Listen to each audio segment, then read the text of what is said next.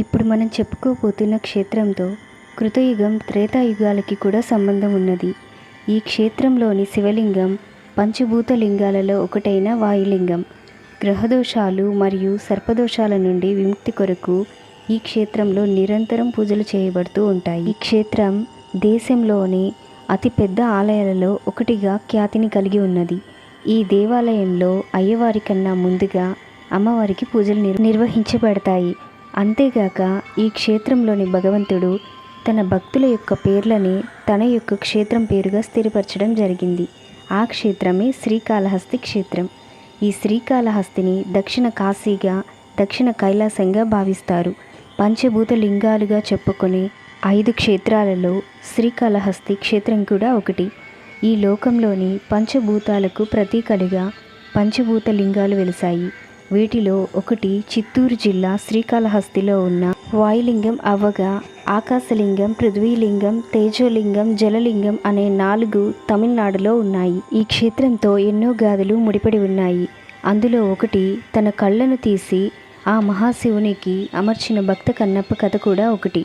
భక్త కన్నప్ప అసలు పేరు తిన్నడు. ఒకనాడు తిన్నడు అడవిలో వేటాడి అలసటతో ఒకచోట పడుకొని నిద్రిస్తూ ఉండగా కలలో స్వామి కనిపించి తన శివలింగం ఉన్న చోటికి రమ్మని తిన్నడిని పిలిచినట్లుగా అనిపించి లేచి చూడగా తనకి ఒక దుప్పి కనిపించేసరికి దాన్ని వేటాడుతూ ప్రస్తుతం స్వామివారు లింగ రూపంలో ఉన్న చోటికి రావడం జరుగుతుంది.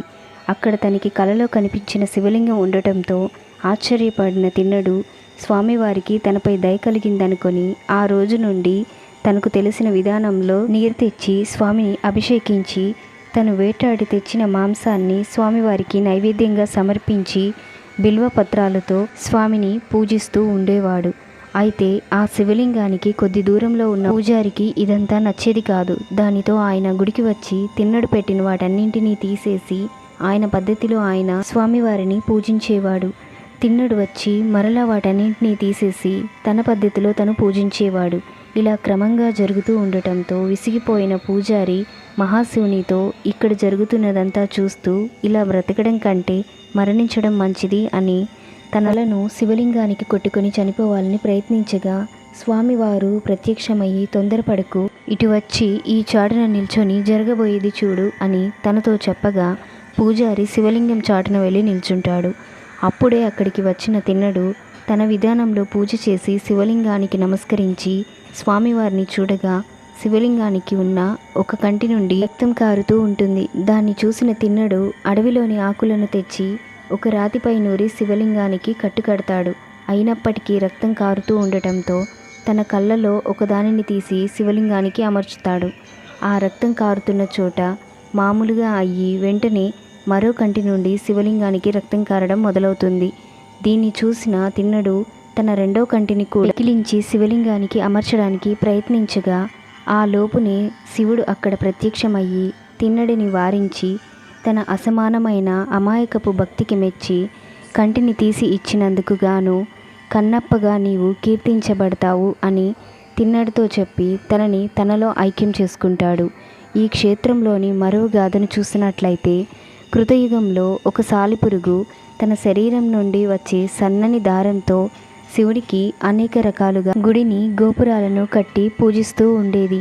దాన్ని చూసిన మహాశివుడు ఆ సాలిపురుగుని పరీక్షించదలచి తన ముందు వెలిగించి ఉన్న దీపం తగిలి సాలిపురుగు కట్టిన గుడి మరియు గోపురాలు తగలబడిపోయేలా చేస్తాడు. దాన్ని చూసిన సాలిపురుగు తన స్వామివారికి భక్తితో కట్టిన వాటిని తగలబెట్టినందుకు ఆ దీపంపై కోపంతో ఆ దీపాన్ని మింగేయడానికి వెళ్ళగా ఆ వేడికి దాని శరీరం కాలిపోయి బాధతో ఆ సాలిపురుగు విలిపిస్తూ ఉండగా మహాశివుడు ప్రత్యక్షమయ్యి తన యొక్క అచంచలమైన భక్తికి సంతోషపడి వరాన్ని కోరుకోమనగా తనకి ఇక మరో జన్మంటూ లేకుండా చేయమని ఆ సాలిపురుగు మహాశివుడిని ప్రార్థిస్తుంది. అలాగేనని చెప్పి మహాశివుడు ఆ సాలిపురుగుకి ముక్తిని ప్రసాదిస్తాడు. ఈ క్షేత్రం యొక్క మరో కథనం ప్రకారం కాలము హస్తి ఈ గాథ త్రేతాయుగంలో జరిగిందని చెప్తారు. ఈ గాథ ప్రకారం ఒక పాము తన వద్ద ఉన్నటువంటి మణులతో శివలింగానికి పూజ చేస్తూ ఉంటుంది. మరోవైపు ఏనుగు పక్కనే ఉన్న స్వర్ణముఖి నది నుండి నీటిని తీసుకుని వచ్చి శివలింగంపై అభిషేకం చేసి బిల్వపత్రాలను మరియు తామర పూలను తీసుకొచ్చి స్వామివారికి అభిషేకించి అలా పూజలు చేస్తూ ఉంటుంది. ఈ విధంగా కొన్ని రోజులు జరుగుతూ వస్తుంది. అయితే దీన్నంతటిని చూస్తున్నటువంటి పాముకి కోపం వచ్చి ఒక రోజున ఇలా తను పెట్టిన వాటన్నింటినీ తీసేసి పూజ చేస్తున్న వారు ఎవరో తెలుసుకోదలచి అక్కడే ఒక చోట చేరి చూస్తూ ఉంటుంది. ఏనుగు తన మామూలు విధి ప్రకారం స్వర్ణముఖి నదిలో స్నానం చేసి తొండంతో నీటిని తీసుకొని వచ్చి బిల్వపత్రాలను తామర పూలను తీసుకొని వచ్చి శివలింగానికి పూజ చేస్తూ ఉండగా కోపంతో పాము ఏనుగు తొండంలో దూరి కుంభస్థలంలో కూర్చుంటుంది. అయితే దానితో ఊపిరాడనటువంటి ఏనుగు శివలింగానికి తన తలని మోదుకొని అక్కడే చనిపోతుంది. ఏనుగు చనిపోవడంతో ఏనుగు తొండంలో దూరి ఉన్నటువంటి పాము కూడా అక్కడే చనిపోతుంది. దీన్నంతటినీ చూస్తున్నటువంటి స్వామివారు ఆ రెండింటి భక్తిని చూసి మహాశివుడు ఎంతగానో మెచ్చుకొని ఆ రెండింటిని తనలో ఐక్యం చేసుకుంటాడు. ఆ రోజు నుండి ఈ క్షేత్రానికి శ్రీకాళహస్తి అని పేరు వచ్చింది. శ్రీ అనగా సాలెపురుగు, కాలము అనగా పాము, హస్తి అనగా ఏనుగు. ఈ మూడింటి పేరు మీదుగా ఈ క్షేత్రాన్ని శ్రీకాళహస్తి అని పిలుస్తున్నాము. ఈ క్షేత్రంలోని శివలింగం వాయులింగం కావడంతో ఇక్కడ స్వామివారు ముందు ఉంచినటువంటి దీపాలు నిరంతరం కూడా గాలికి అల్లల్లారుతున్నట్టుగా కనిపిస్తూ ఉంటాయని అక్కడ ఉన్నటువంటి పూజారులు చెప్తూ ఉంటారు. ఈ క్షేత్రంలోనికి వచ్చేటువంటి ద్వార భాగంలో ఒకవైపుగా పాతాళ వినాయకుడు ఉంటాడు. అక్కడ స్వామివారు పాతాళంలోకి దిగువగా చేరి ఉండటంతో ఇక్కడికి వెళ్ళేటువంటి భక్తులు చాలా కిందకు దిగి వెళ్ళాల్సి ఉంటుంది. అలా పాతాళ వినాయకుడిని దర్శించుకున్న తర్వాత అక్కడ నుంచి క్యూ లైన్లోకి ప్రవేశించినట్లయితే క్యూ లైన్లో నుండి నేరుగా గుడి లోనికి ప్రవేశించడం జరుగుతుంది. గర్భగుడిలోనికి అడుగు పెట్టగానే ఎదురుగా దక్షిణామూర్తి స్వామి మనకి కనిపిస్తారు. అయితే అక్కడ నుంచి ఎన్నో దారులు అటు ఇటు ఉంటాయి. ఒక్కొక్కరు ఒక్కొక్క పూజ కొరకు ఒక్కో వైపుగా వెళ్ళాల్సి ఉంటుంది. అయితే ఏ పూజకు బుక్ చేసుకున్న వారు ఆ టోకెన్లను తీసుకొని ఆ పూజ ప్రకారం ఆ పూజ జరుగుతున్న చోటుకి వెళ్ళాల్సి ఉంటుంది. ఈ క్షేత్రానికి మొత్తం 4 ద్వారాలు ఉన్నాయి. అందులో మొదటి ద్వారం నుండి రెండో ద్వారం నుండి తరచూ భక్తులు వెళ్తూనే ఉంటారు. మూడో ద్వారం నుండి కేవలం కొన్ని పూజా సమయాలలో మాత్రమే భక్తులను బయటికి వదలడం జరుగుతుంది.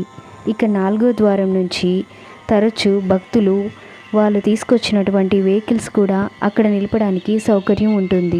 గుడిని ఆనుకొని కొండపైన భక్త కన్నప్ప దేవాలయం ఉంటుంది. ఈ క్షేత్రంలో ఉదయాన్నే గోపూజ, రుద్రాభిషేకం, శనీశ్వరుని తైలాభిషేకం, ఇంకా రాహుకేతు పూజలు నిరంతరం జరుగుతూ ఉంటాయి. అయితే ఒక్కో పూజకు ఒక్కో టికెట్ ధర రకరకాలుగా ఉండటం జరుగుతుంది. ఈ క్షేత్రంలో రాహుకేతు పూజలు ముఖ్యంగా చెప్పుకోదగినవి. ఈ పూజల కోసం దేశంలో ఎక్కడెక్కడి నుంచో ప్రజలు ఇక్కడికి రావడం జరుగుతుంది. మంగళవారం రోజున ఈ గుడిలో ఈ పూజల కోసం ఎక్కువ మంది రావడం జరుగుతుంది. ఇంతటి అద్భుతమైన ఈ శ్రీకాళహస్తి క్షేత్రాన్ని అందరూ దర్శించుకోవాలని మనస్ఫూర్తిగా కోరుకుందాం.